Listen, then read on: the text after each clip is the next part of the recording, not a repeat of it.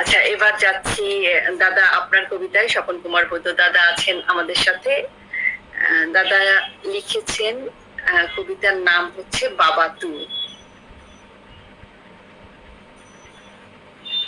বাবা কেমন আছো তুমি না ফেরার কাল্পনিক দেশে?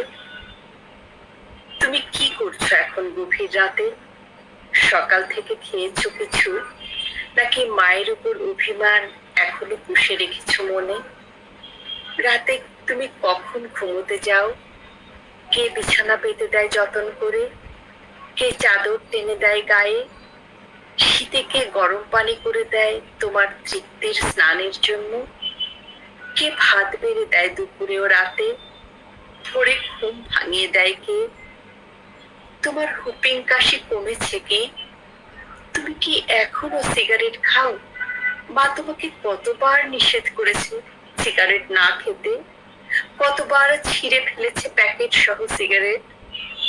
ডাক্তারের মানা, তবু শোনো না তুমি।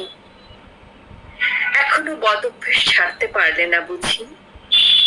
তুমি কি এখনো লাঠিতে ভর করে চলো বাবা, নাকি সারাদিন বিছানায় শুয়ে থাকো? ডাক্তার বলেছে না হাঁটা চলা করতে, তাও কি ভুলে গেছো? বাবা, তোমার কথা ভেবে ভেবে মা দিন রাত অশ্রু ঝরায় অকাল বর্ষার মতো।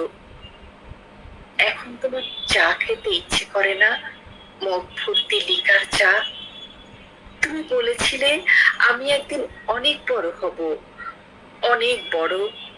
বাবা, বড় আর হতে পারলাম কই?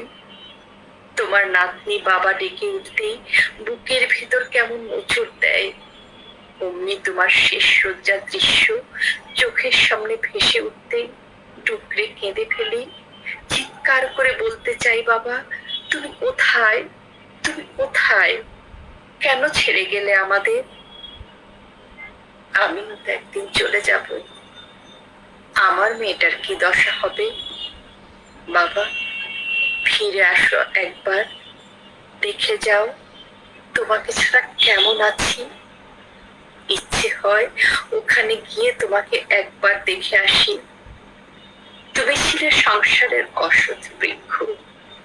এখনো মনে হয় আমার হাত ধরে তুমি আমাকে স্কুলে নিয়ে যাচ্ছ।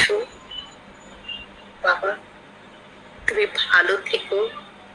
জনম জনম আমাকে তোমার ছেলে হিসেবে বুকে আগলে রেখো। দাদা ক্ষমা চেয়ে নিচ্ছে, আমি জানি না কেমন হয়েছে। আমি চেষ্টা করেছি ভীষণ মন